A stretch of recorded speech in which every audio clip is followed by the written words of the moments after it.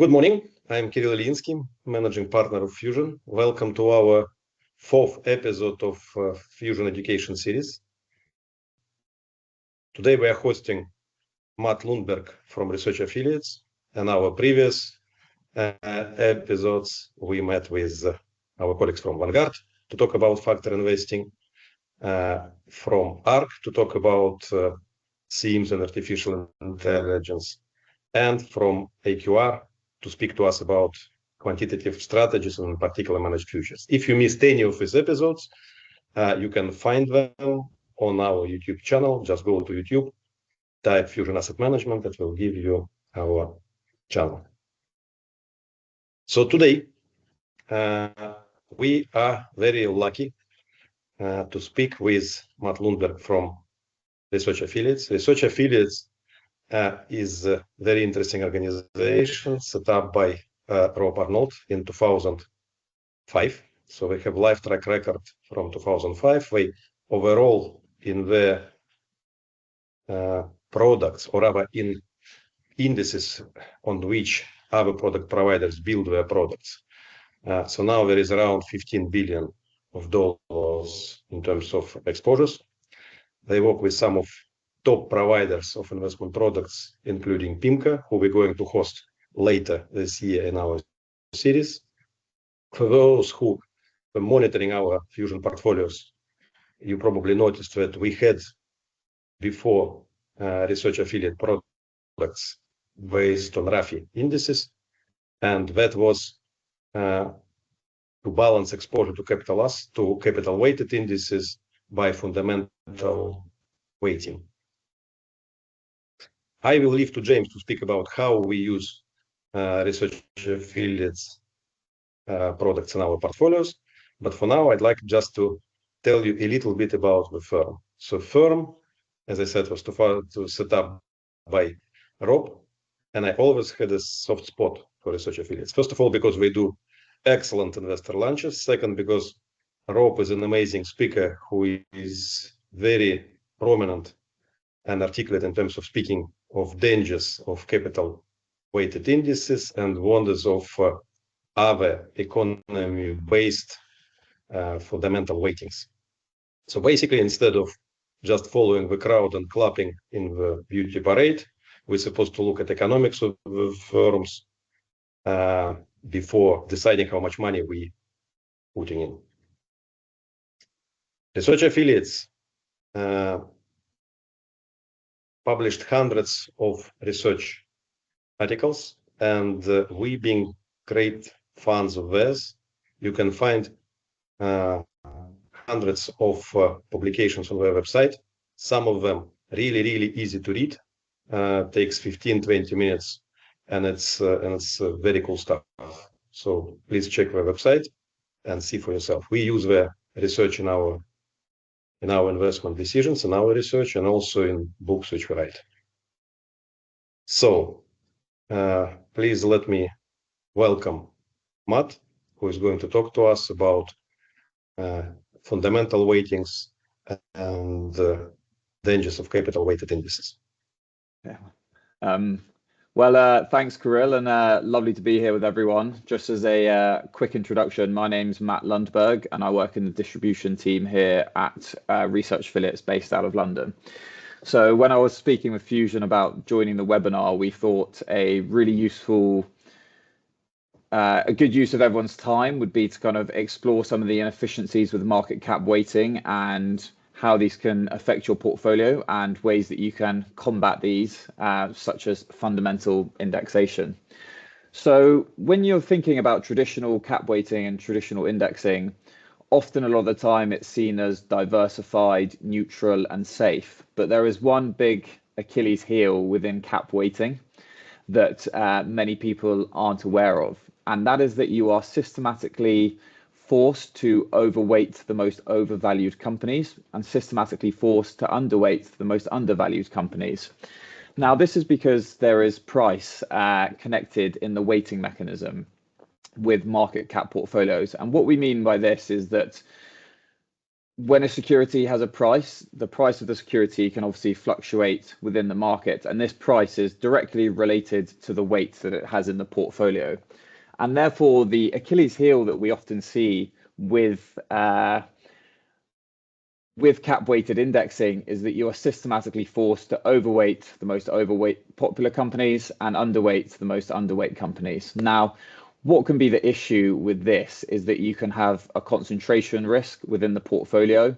This can create a performance drag on returns, and it can also create a less stable investor journey and investor experience, because the portfolio is consistently required to buy high as companies become more and more overvalued, and then sell low as the potential long-term mean reversion that we've known and seen to occur in the markets comes into play. So that's just a quick background to kind of the genesis of this webinar. And we thought that with the current market environment and the Magnificent Seven being so prominent in the media and in a lot of client conversations that we're all having, we thought we could use them as a really good example to highlight this inefficiency and this Achilles heel of cap weighting. And just before I kind of share some slides as an aside, it's we're not quite sure who coined them the term the Magnificent Seven, because if you haven't seen the movie, at least 4 of them are dead at the end of the movie. So we don't quite agree with that definition, but I'm just going to kind of share some slides now and dive into it. As we can see from this slide, what we're showing here is the aggregate market cap by country.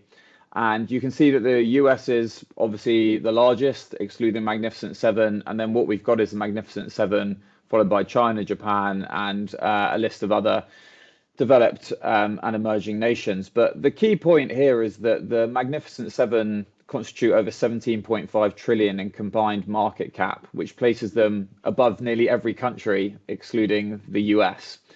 Now, whilst these companies are excellent and they deserve to be at the pedestal that they are at, do we think that they are at such a value that is overvalued? And we would argue yes. Why? Well, do you think that these 7 companies are going to have a greater importance to the markets and the macroeconomic environment than all of China and every country in China? Seems unlikely to us. Or with Japan as well, it could be with Japan, but every company in Japan 2 times over. The example that I love from this slide is that the market cap of the Magnificent Seven is actually greater than every single country in Europe combined. So all of the countries and all the companies listed in Europe, and the Magnificent Seven kind of has a higher valuation than all of these put together. Now we've kind of explored the overvaluation of the Magnificent Seven, we can start to look at how they are weighted within the portfolio. And this kind of comes back to our original point of overweighting the most overvalued security. So if we take the S&P, for example, on this next slide, what we can see is that the concentration level in these top 5 and top 7 names, to be exact, is at its highest concentration over the past half century. If we start this by looking at the blue line, which is the top 5 weightings in the S&P 500 back in 1975, you can see it's kind of names IBM, Exxon, Kodak, General Motors, AT&T, and at this point in time it was at around 20%. And this was seen as quite concentrated at that point in time, and you can see that the general trend following this was actually on a downward trajectory. However, around the dot-com bubble, this rose up again before kind of falling back down on a downward trajectory until about 2015. And then this is where you can see the sharp increase in the concentration in the S&P 500 as these Magnificent Seven names became more and more overvalued. As you can see, they achieved a higher and higher weight in the portfolio. Now, just 5 stocks have over a 25% weighting within the portfolio, and just 7 stocks have over a 30% weighting in the portfolio. So what we can see here is that, as I was saying at the start, with the Achilles heel of market cap weighting, what you end up with is quite a huge concentration risk within the portfolio, as these most popular names become more overpriced and more overvalued, their weight increases within the portfolio. Now, it's not only in regard to kind of holding weight and percentage of cumulative weights within the portfolio, it also impacts returns. So in 2024, for example, Nvidia contributed 22% of the return of the S&P 500. And if you add in the other six Magnificent Seven names, that percentage rises to over 50%. Now, if you're buying an index of over 500 names, you'd like to think that the contribution of return would be slightly more diversified.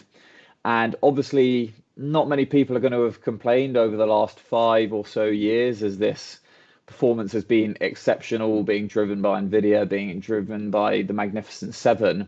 However, the story can be the same in reverse. And we've seen over historical periods that long-term mean reversion is prominent in the market. And if you are overexposed to these Magnificent Seven names, these most over-concentrated securities in the portfolio, the most overvalued, then it can create a performance drag. And what we can see on this slide is 2 previous examples of this in action. We've highlighted the tech bubble crash and the Chinese regulatory crackdown.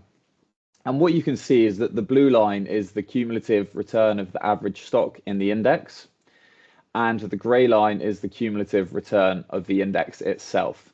And you can see that on both occasions, the cumulative stock within the index has performed a much higher level than the cumulative return of the index. In the case of the tech bubble crash, over a 2-year period, there's a 50% differential between the cumulative return of the average stock in the index and the cumulative return of the index, which is an incredibly sharp drawdown on performance returns and creating a big drag on returns from the average stock in the index to the actual portfolio itself.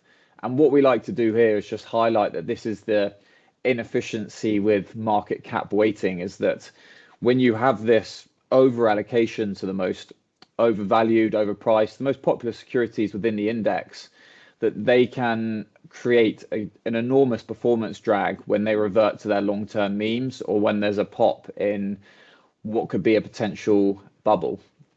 Now, a question we get a lot at the moment is that, is this different? Are these companies, do they have a bigger moat than we've seen before? Is this a different market environment? And in essence, it's a market environment that we've seen before. If we go all the way back to the kind of 1980s, what we're doing with this slide is we're looking at the top 10 largest market capitalizations stocks in the world at the beginning of each decade. And you can see that in the kind of 1980s, it was driven a lot by the oil companies and some tech firms. And then moving on to the 1990s, we've got a lot of the Japanese companies, some of the car companies and the banks there. In 2000s, we've got the technology firms, Microsoft, Cisco, pre-dot-com bubble, obviously. 2010, we have a slight more diversity in the top 10 market capitalizations. We've got an introduction of kind of Walmart. Apple have come into it as well. And we've got Chinese construction banks. So a bit more variety in terms of sector and region before coming on to 2020, where you can see the Magnificent Seven dominating the top 10. But the key point with this slide is that you can see that the top 10 change every decade. And the key point here is that disruptors get disrupted.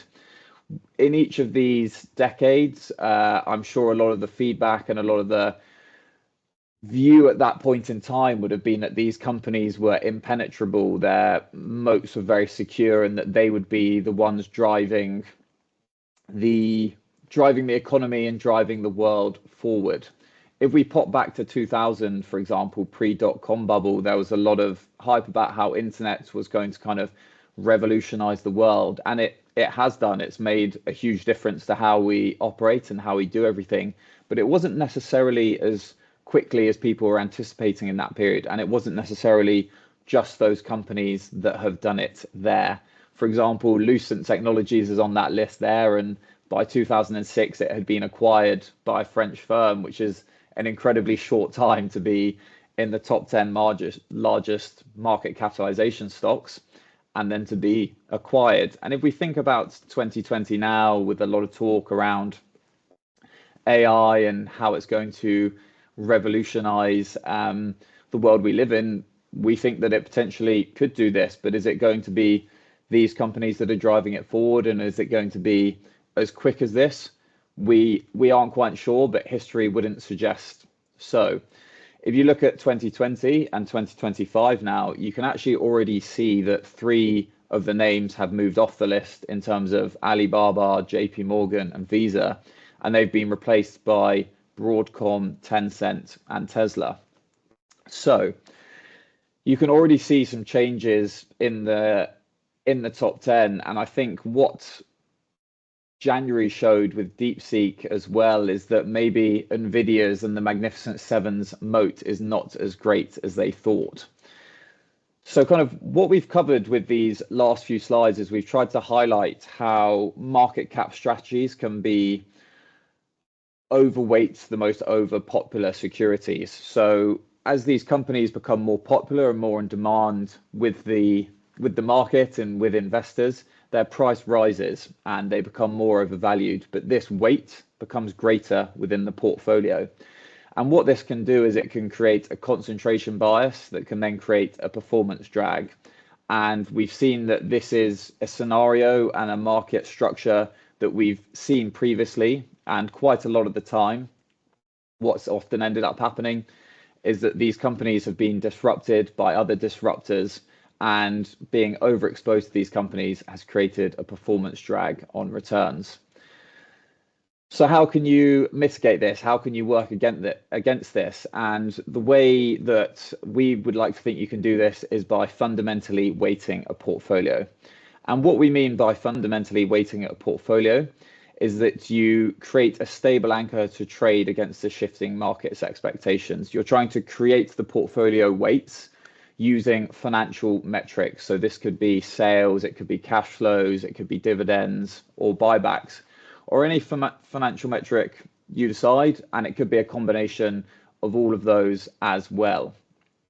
And what you're really trying to do here is detach the weighting mechanism with price in the market. As we previously mentioned, when you have price connected to the weighting mechanism, it can lead to this over allocating to the most overvalued companies. And with a fundamental weighting approach, what you're trying to do is create an economic size for the business based on its fundamentals that you can then use as a portfolio weight.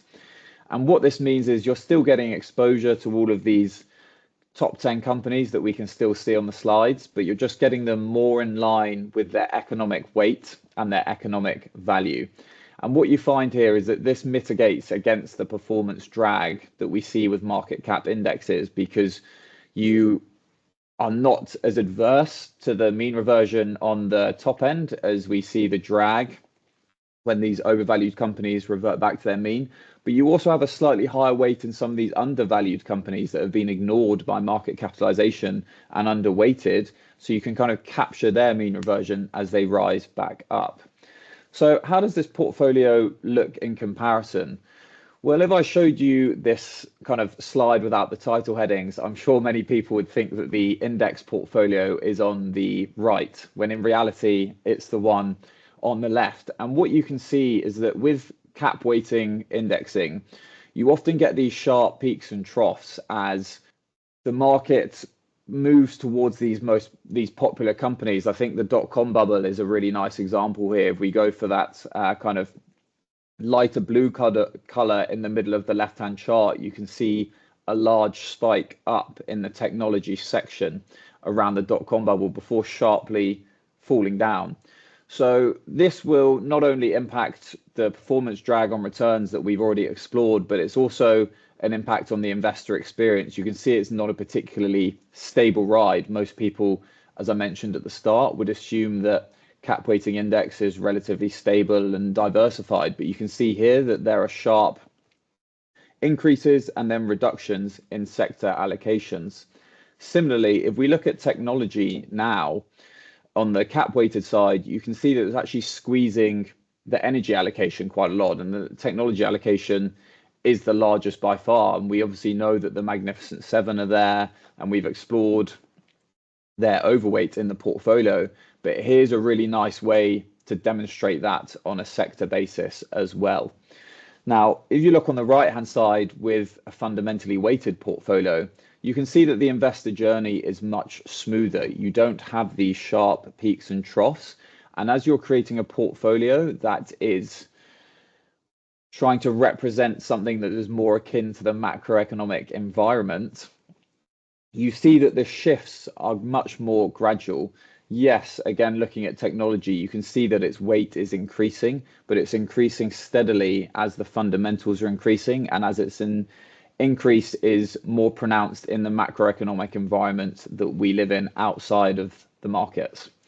And kind of coming onto the regional weights now, this is probably one of my favorite charts to show, because I think the example of Japan is really prominent here. I mentioned a couple of slides ago how they were some of the top 10 companies in the 1990s. And what you can kind of see here is just how big the Japan weight in a global portfolio became. It nearly became 50% of the portfolio before sharply reducing back up to around its kind of 10% average.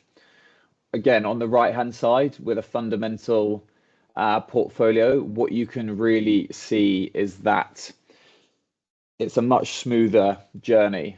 Again, with the Japan bubble, it increases slightly as the Japanese companies were having a greater and greater impact on the macroeconomic world and the macroeconomic environment before moving back up slightly.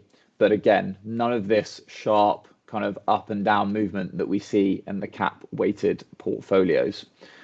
Similarly, on this slide, you can notice that the US allocation, the kind of dark blue box at the bottom, has been increasing drastically over the kind of last 8 years.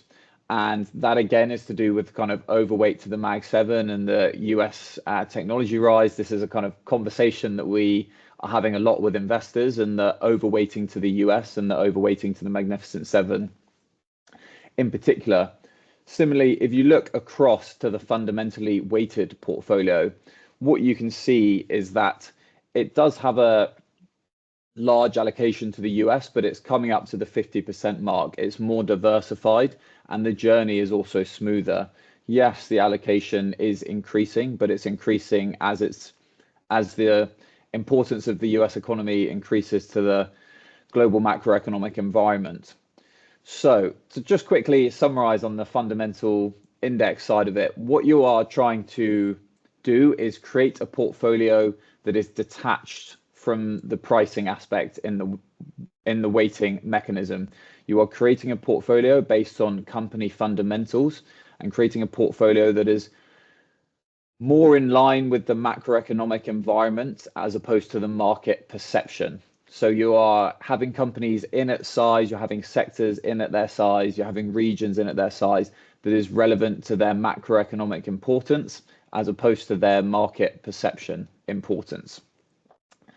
And as a final note, we can kind of see a lot of conversations at the moment comparing the current AI boom to the dot-com bubble. And whilst there are similarities, there are also a lot of big differences. But what I would just like to highlight as a finishing note is that our founder and executive chairman, Rob Arnott, he was approached just after the dot-com bubble when a client of his was mandated to use index funds. And he foresaw that all of the tech firms such as Cisco were becoming more and more overvalued, and they were having a larger and larger weight within the portfolio, and almost foresaw the wealth destruction that was going to occur. And he was approached by this client, and the client initially asked him, is there another way that you can weight a portfolio that will avoid having the most overvalued and overpriced securities at the highest weighting within the portfolio to avoid this performance drag? And that's kind of the research project that Rob took away, which created the Research Affiliates Fundamental Index. So it's, whilst the situations are not identical, it is a nice akin that the major Achilles with cap weighting, as we've kind of touched on, is this overweighting to the most overpriced securities, and the underweight to the most underloved securities is created out of a scenario that some are seeing as similar to today. But with that, I will just pause there and pass back to James for any questions.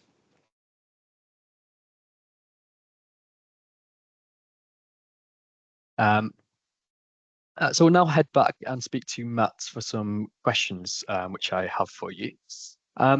So you talked about the over-concentration issue with cap-weighted indexes, as well as overweighting the overvalued companies within the cap-weighted indexes.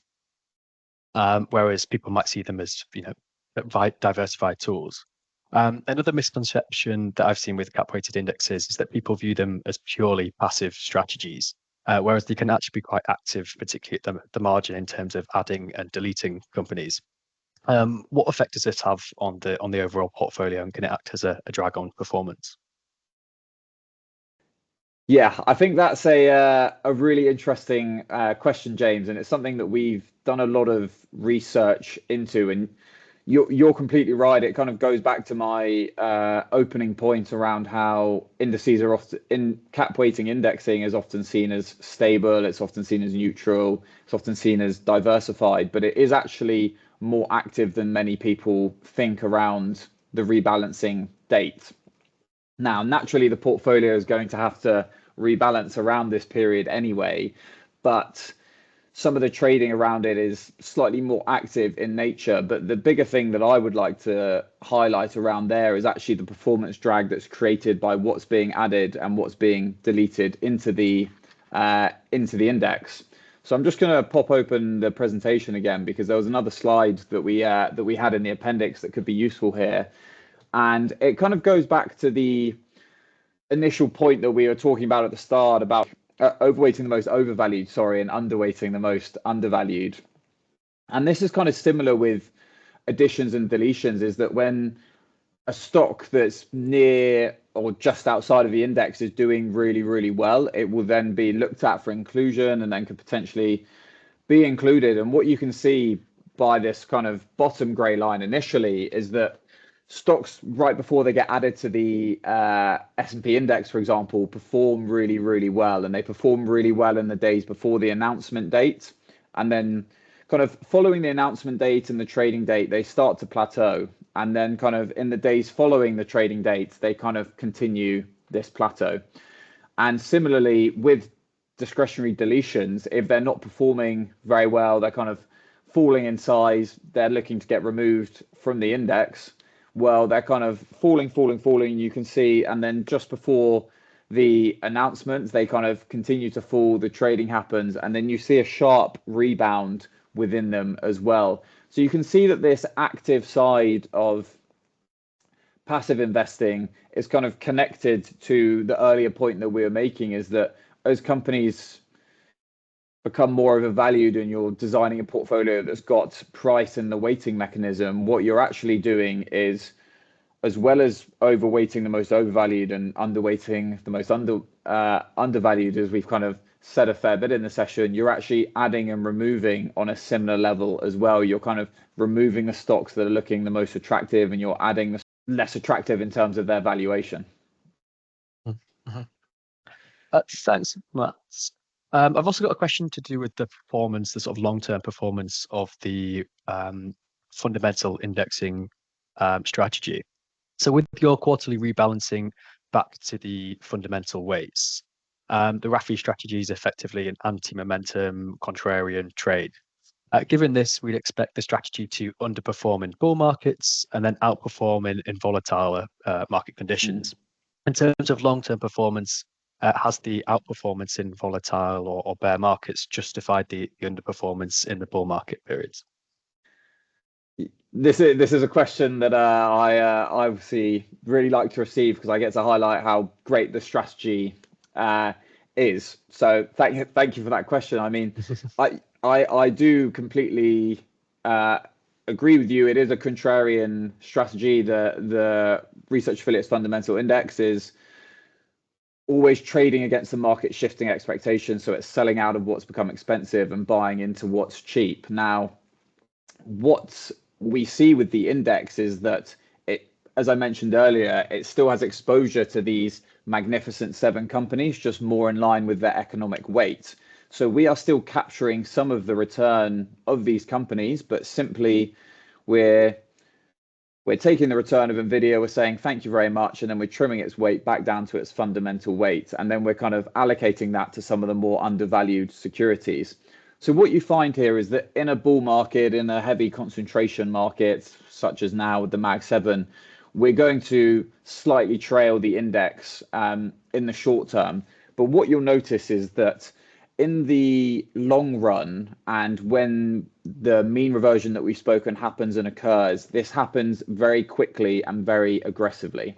So with the fundamental index, with Rafi, what you're doing is you're almost storing this alpha with the undervalued companies, and you're capturing this large mean reversion on the bottom end when these undervalued companies start to do well. And then you're also avoiding it on the top end when these overvalued companies start to perform less well.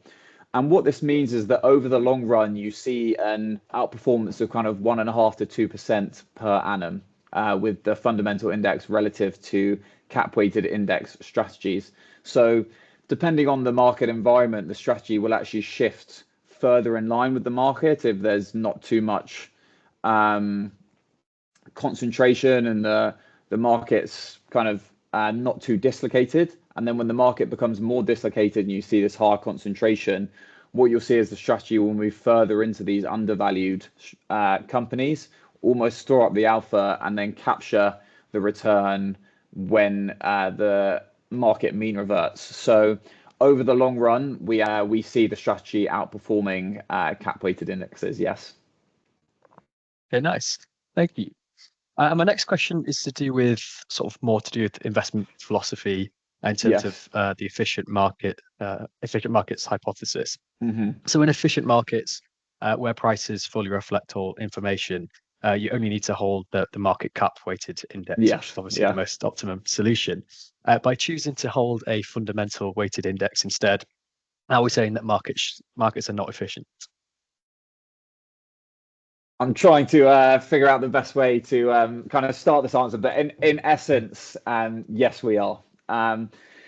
If you kind of think about what we've spoken about within this session, does it seem efficient that the largest 7 companies in the US constitute 30% of the portfolio and over 50% of the return, and that they have a greater market cap than all the countries in Europe put together?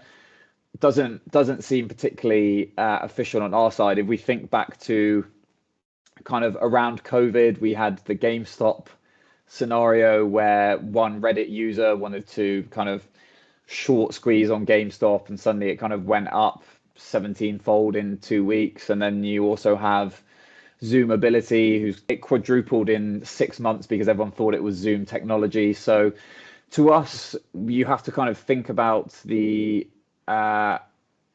efficiency of market, but it doesn't take into account investor preferences, investor behavior, and the human nature that kind of impacts the markets as well. So yeah, to us, the as you can kind of probably tell with our contrarian nature, the markets aren't efficient. Okay, thanks. Given that some markets are more efficient than other markets, for example, it can be argued that the S&P, for example, is a lot more efficient than something like emerging markets. Does the strategy work better in some markets than others, perhaps working best in the less efficient markets? So with emerging markets, you can kind of see that there's greater price discrepancy, less price transparency. And what this means is that Rafi can kind of go further and further into these undervalued companies and out of the overvalued companies and actually capture this lower price transparency and greater price discrepancy and greater dislocation. That's not to say it doesn't work well in developed markets, which it does. It just means, as you mentioned, James, due to the nature of the market with emerging markets and some of the less developed areas, it has the potential to outperform in a greater fashion. And that's something that we've seen very heavily over the last 20 years as well. Okay, interesting. Thanks. And then my final question is to do with how you run the strategy. We've obviously seen that standard market cap weighted passive investing has surged in popularity over recent years. And essentially, speaking to advisors, is the feedback of why that's happened is because it's first of all, it's cheap and it's performed well, obviously in the bull market. As an alternative, the fundamental weighted strategy therefore also needs to be low cost as an alternative option. What are the smart ways of executing the fundamental weighted index strategy at low cost? So I think this is a really important question and a really important point to highlight, and it's not necessarily something it leads on from something we spoke about in the presentation with those kind of with the stable sector and regional weights. One of the points that we're trying to say there is that it's a more stable investment journey in terms of not only regional and sector weight fluctuations, but also in terms of cost. So when designing the fundamental index, we're using sales, we're using cash flow, we're using dividends, and we're using book value, but we're also using the 5-year averages of all of these measures. And what this means is that we're never having drastic individual changes. We're not having an instance where one company has done incredibly well one year and its sales have shot up and then it's come back down. And what this means is that by using the 5-year averages, and you will have seen it in the sector and the region weights, is that the moves between companies, the moves between regions, the moves between sectors are all very gradual and they're all very steady, which keeps transaction costs low because we're never making sharp movements. We're constantly just making slight additions and slight rotations out of the more overvalued companies and slight rotations into the most undervalued companies.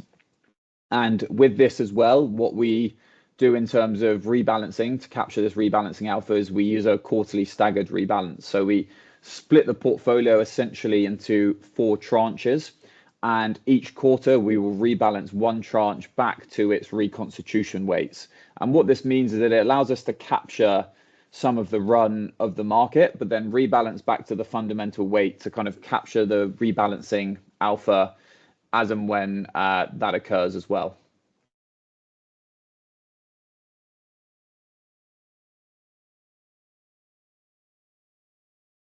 So now I'm going to briefly talk about and outline how and exactly why we're using the fundamental weighted indexes within our MPS portfolios.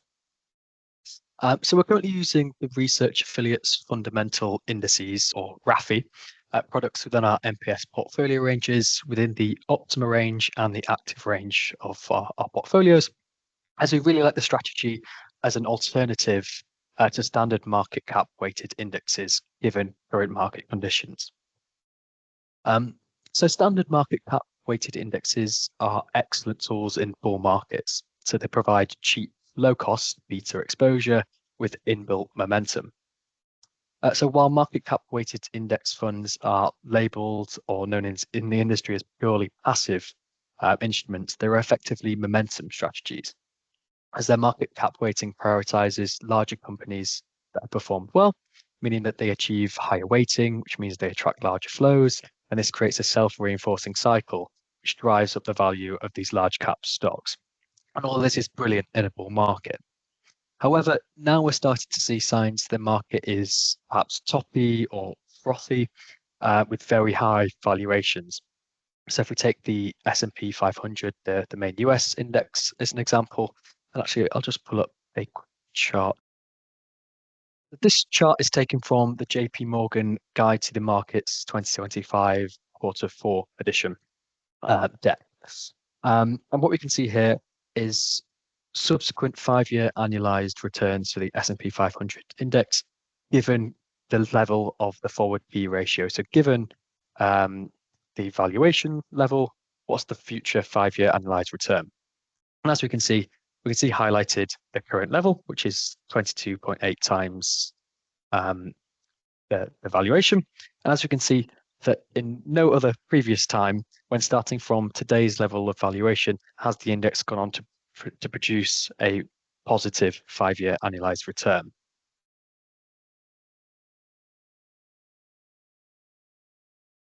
So as you can see, we've got very expensive valuations. And then secondly, we have also diversification issues with significant overconcentration within these market cap weighted indexes. And we can see this at sector level. So the technology sector now accounts for a very high portion of the index, as Matt discussed. And that's due to the strength of the AI theme. And then in global indexes, we have very high concentration in terms of regional allocations. So for example, the US exposure in the MSCI World Index is now around 72, 73%. Again, and this is something which Matt talked about. And to us, this allocation seems very high. Essentially, given the chart which I just showed, if you follow the market cap weighted indexing for your equity allocation, which plenty of MPS providers do, you're essentially allocating 3/4 of the equity portion of your portfolio to US equities, which, as we saw, have never produced a positive 5-year return given these current valuations. So for these reasons, we've begun allocating away from these standard indexes, which have given us a very nice strong return over the last few years in bull markets. So we're actually taking profits, so it's a profit-taking move, and we're allocating away from those indexes towards the fundamental strategy, which crucially underweights the overvalued stocks and overweights the undervalued stocks. Therefore, we'll be better placed once the correction comes along, which is in line with our outlook. And another nice feature of this move is that we still maintain exposure to these names. You know, the Nvidias, the Mag 7s, which have been driving the market returns for a while. As obviously study after study tells us that it's impossible to time market corrections. So we're maintaining exposure to these names. However, exuberance and bubbles can persist for a very long time. The only difference is that we're now swapping this exposure to sort of allocations which are contained to their fundamental value, not just their prices. So the Rafi products which we're currently using differ across our portfolio ranges due to availability. So for our Optima portfolios, which we construct using ETFs, we have selected the ETFs which are available, which use the Rafi indexing. And these are available within US equities. So we utilize the Invesco FTSE Rafi US 1000 ETF within our US equity allocation. And then there's also a product which is available to us to use, which is selected within emerging markets. And that's the Invesco FTSE Rafi Emerging Markets ETF. So we use that within our emerging markets allocation. And then within our active portfolios, these are constructed using mutual funds. So in the mutual fund universe, which we have access to across the platforms, there's one Rafi product available, which is for global equities, which is the UBS FTSE Rafi Developed 1000 Fund. And we use that with our global equity allocation at the moment.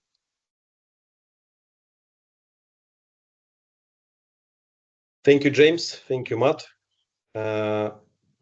Excellent presentation, excellent Q&A session. I hope we all learned something new today, and stay tuned for our next episodes. I hope to see you all in a month's time. Meanwhile, if you have any questions about the material today, or you want to have more references or links, please reach out to us. We will be happy to share. Thank you. Goodbye.